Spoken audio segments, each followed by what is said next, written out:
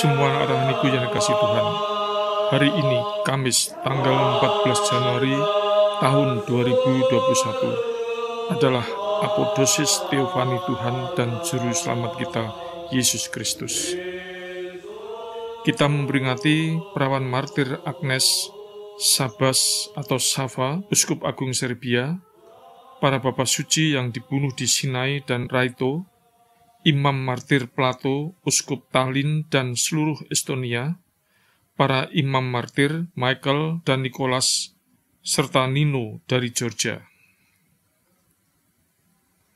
Pembacaan epistel pada hari ini diambil dari kitab Kisah Para Rasul, bab kedua, ayat 38 sampai 43.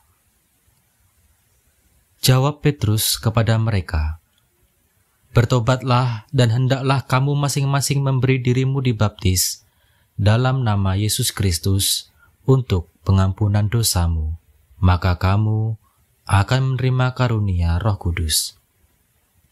Sebab bagi kamulah janji itu, dan bagi anak-anakmu dan bagi orang yang masih jauh, yaitu sebanyak yang akan dipanggil oleh Tuhan Allah kita."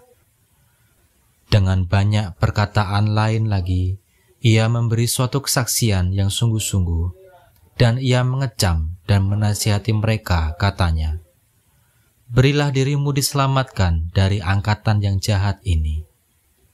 Orang-orang yang menerima perkataannya itu memberi diri dibaptis pada hari itu. Jumlah mereka bertambah, kira-kira 3.000 jiwa.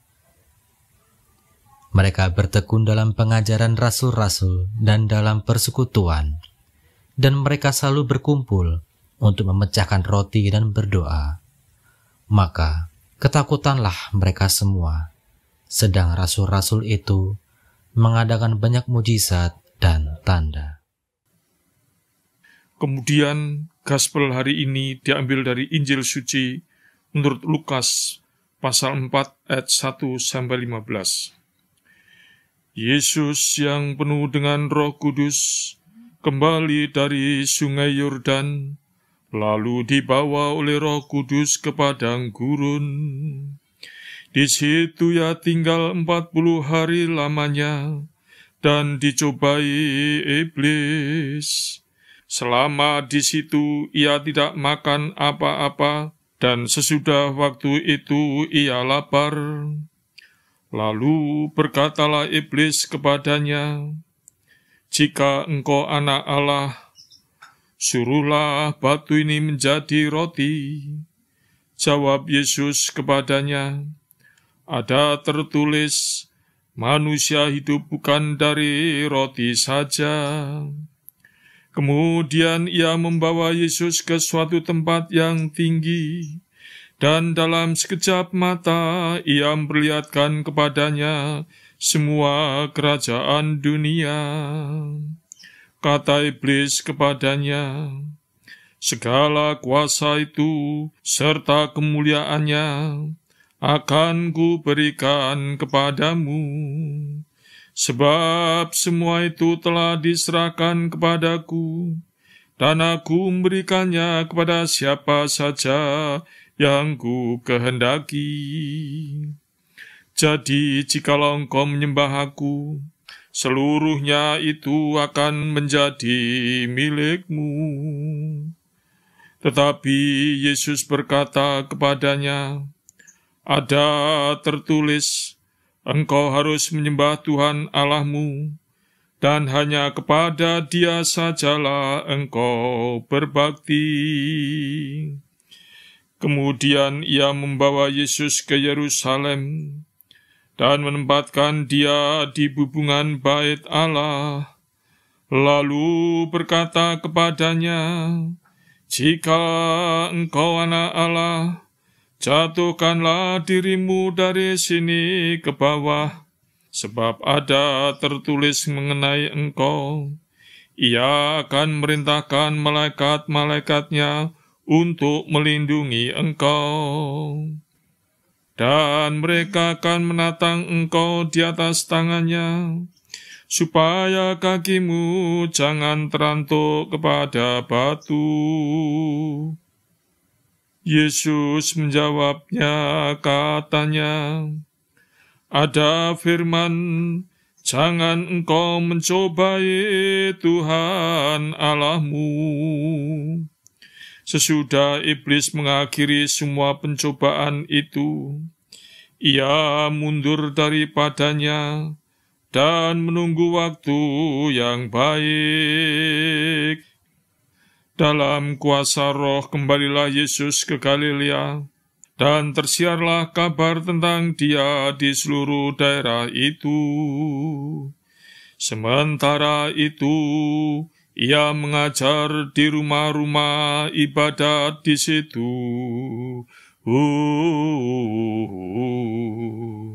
Dan semua orang memuji Dia.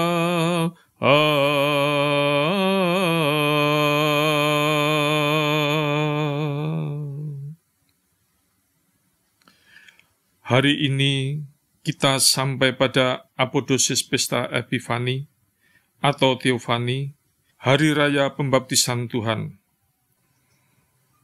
Apodosis adalah sebutan bagi hari terakhir dari sebuah periode pasca pesta sebelum kita meninggalkannya dan beranjak menuju periode pesta gereja selanjutnya.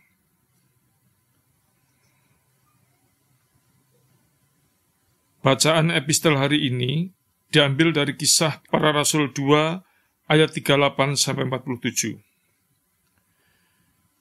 Sesungguhnya banyak hal yang bisa kita bicarakan dalam bacaan ini. Tetapi hari ini saya hanya akan menyoroti satu ayat, khususnya ayat 38, karena berkaitan dengan peringatan Santa Nino. Dalam ayat tersebut, Petrus mengatakan, bertobatlah, dan hendaklah kamu masing-masing memberi dirimu dibaptis dalam nama Yesus untuk pengampunan dosamu. Maka kamu akan menerima karunia Roh Kudus. Dasar dari karunia Roh Kudus itu dicurahkan kepada setiap orang percaya adalah karena Kristus telah menghancurkan iblis yang diawali dengan kemenangannya, meluluh lantakkan angan-angan iblis untuk menjerat dan menjatuhkannya ketika ia berpuasa 40 hari di padang gurun. Dan kemudian diakhiri dengan penghancur leburan iblis melalui kebangkitannya di antara orang mati serta kenaikannya ke surga. Dari ayat 38 ini, jelas kita ketahui bahwa untuk menerima karunia Roh Kudus, seseorang harus bertobat dari dosa-dosanya, percaya kepada Kristus, dan memberikan dirinya dibaptis. Tidak hanya baptisan air, tetapi juga baptisan Roh Kudus yang dilaksanakan saat itu juga setelah baptisan air, yang dalam bahasa gereja disebut krisma. Segera setelah dibaptis, mereka langsung menerima karunia Roh Kudus. Karunia Roh Kudus itu apa? Karunia Roh Kudus adalah pemberian kuasa atau energi ilahi untuk memperlengkapi pelayanan setiap orang percaya agar mereka dapat melaksanakan tugas-tugasnya demi keutuhan, kemajuan, perkembangan, persatuan gereja, dan demi kemuliaan nama Tuhan. Karunia itu sifatnya tidak terbatas, sangat luas. Salah satu dari banyak karunia itu adalah karunia untuk memberitakan firman Tuhan atau menginjil. Seperti yang dapat kita lihat di dalam Efesus pasal 4 ayat 11. Jadi, tidak boleh ada orang yang membanggakan dirinya oleh karena pemberian karunia dari Tuhan sebagai seorang yang lebih penting dari orang yang lain. Pada hari ini, kita memperingati Santa Perawan Nino yang sejajar dengan para rasul. Demikianlah kisahnya. Nino berasal dari Kapadokia dan adalah kerabat dari martir agung George dan anak tunggal pasangan suami istri yang terhormat. Ayahnya Zebulon adalah seorang panglima tentara Romawi dan ibunya Susana adalah saudari Patriark Juvenal dari Yerusalem. Ketika Nino mencapai usia 12 tahun, orang tuanya menjual semua harta benda mereka dan pindah ke Yerusalem. Setelah perpindahan tersebut, ayah Nino menjadi seorang biarawan. Zebulon mengucapkan selamat tinggal kepada keluarganya dan pergi ke padang gurun Yordan untuk mengerjakan karya kebiarawanannya. Susana kemudian ditahbiskan menjadi diakonisa oleh Patriark Juvenal. Nino kemudian dirawat oleh seorang wanita tua, Sarah Niafor, yang membesarkannya dalam iman Kristen dan menceritakan kepadanya kisah-kisah mengenai kehidupan Kristus dan penderitaannya. Dari Sarah lah Nino mengetahui bagaimana jubah Kristus bisa sampai ke Georgia, sebuah negara penyembah berhala. Dengan segera Nino memohon dengan kusyuk kepada Sang Theotokos, meminta restunya untuk dapat melakukan perjalanan ke Georgia dan dilayakkan untuk menghormati jubah suci Kristus yang telah dirajutnya bagi Kristus putranya yang terkasih. Perawan tersuci Maria mendengar permohonannya dan menampakkan diri kepada Nino dalam mimpi, serta berkata, "Pergilah ke sebuah negeri yang telah ditugaskan kepadaku melalui undian serta khotbahkan Injil Tuhan kita Yesus Kristus di sana. Dia akan mengirimkan kepadamu kasih karunia-Nya dan aku akan menjadi pelindungmu." Namun Nino kewalahan memikirkan tanggung jawab yang begitu besar tersebut dan menjawab, "Bagaimanakah aku, seorang perempuan yang rapuh, melakukan tugas yang demikian penting? Bagaimana pula aku dapat percaya kepada penglihatan ini nyata?" Theotokos tersuci menanggap keraguannya, memberikan kepadanya sebuah salib dari batang anggur dan menyatakan, "Terimalah salib ini sebagai perisai untuk melawan musuh yang kelihatan maupun yang tidak kelihatan." Ketika dia terbangun, Nino sedang memegang salib di tangannya. Dia membasahinya dengan air mata kegembiraan dan mengikatnya dengan erat menggunakan helai rambutnya sendiri. Nino menceritakan penglihatan itu kepada Patriark Juvenal, pamannya, dan mengungkapkan kepadanya keinginannya untuk memberitakan Injil di Georgia. Juvenal menuntunnya ke depan pintu gerbang raja, meletakkan tangannya di atasnya, dan berdoa, "Ya Tuhan Allah yang baka, aku memohon kepadamu bagi keponakanku yang yatim piatu ini. Berikanlah menurut kehendak-Mu sendiri, agar dia boleh pergi berkhotbah dan menyatakan kebangkitan-Mu yang kudus. Ya Kristus Allah, jadilah Engkau sebagai pembimbing, perlindungan, dan Bapa rohani. Sebagaimana Engkau menerangi para rasul dan semua orang yang takut akan nama-Mu, demikian jugalah Engkau menerangi dia dengan kebijaksanaan untuk memberitakan kabar gembira-Mu." Ketika Nino tiba di Roma, dia bertemu dan membaptis putri Repsemia dan Gaina, perawatnya. Saat itu Kaisar Romawi adalah Diokletianus, seorang penguasa yang terkenal menganiaya orang Kristen. Diokletianus yang berkuasa mulai 284 sampai 305 jatuh cinta kepada Repsemia dan memutuskan untuk menikahinya. Tetapi Nino, Repsinia, Gaina, serta 50 perawan lainnya melarikan diri ke Armenia. Diokletianus yang marah memerintahkan tentaranya untuk mengikuti mereka dan mengirim seorang utusan ke Tiridates, Raja Armenia. Tiridates menemukan para wanita itu dan terpesona oleh kecantikan Repsinia dan memutuskan untuk menikahinya. Tetapi Repsinia tidak mau. Raja Tiridates dalam amarahnya menyiksa Repsinia sampai mati dengan Gaina dan 50 perawan lainnya. Nino, yang dipersiapkan bagi tugas lain yang lebih besar, berhasil melarikan diri dari penganiayaan Raja Tiridates dengan bersembunyi di antara beberapa semak mawar. Ketika dia akhirnya tiba di Georgia, Nino disambut oleh sekelompok gembala misketan dekat Danau Paravani. Dia menerima anugerah Allah untuk berkhotbah kepada orang-orang kafir di wilayah itu. Dengan bantuan kenalannya, Nino segera mencapai kota Urbinisi. Dia tinggal di sana selama sebulan, kemudian pergi ke Misketa dengan sekelompok orang Georgia yang sedang berziarah untuk memuja dewa pagan Armazi. Di sana dia menyaksikan dengan sangat sedih ketika orang-orang Georgia menyembah dengan gemetar di hadapan patung berhala. Dia sangat sedih dan berdoa kepada Tuhan. Ya Tuhan, kirimkanlah belas kasihan-Mu atas bangsa ini, agar semua bangsa memuliakan Engkau sendiri, satu-satunya Allah yang benar, melalui Putra-Mu, Yesus Kristus. Tiba-tiba angin kencang mulai bertiup dan hujan es turun dari langit, menghancurkan patung-patung pagan. Para jemaah yang ketakutan melarikan diri terpencar ke seluruh kota.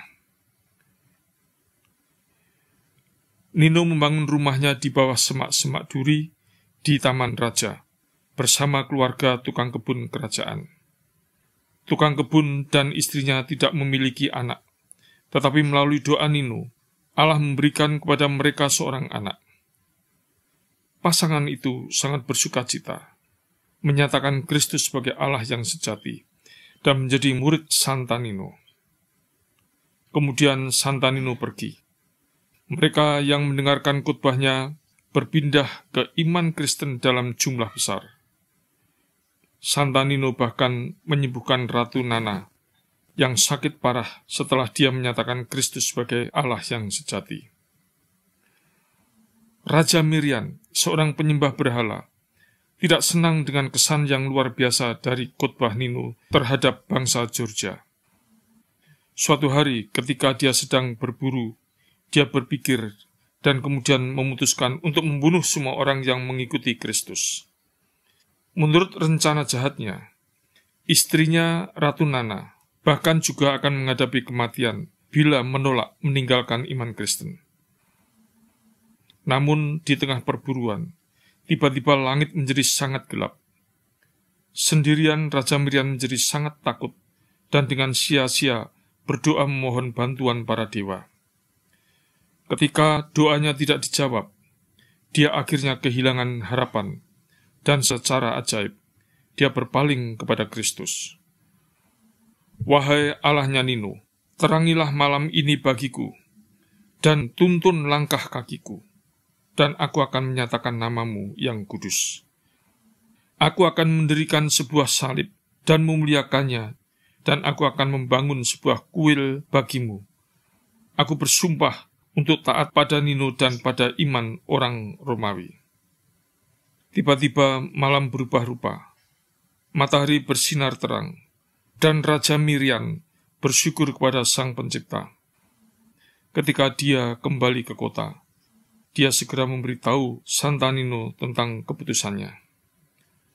Sebagai sebuah hasil kerja keras yang tiada henti-hentinya oleh Nino yang setara dengan para rasul, Georgia tegak berdiri sebagai negara yang berakar kuat dalam iman Kristen.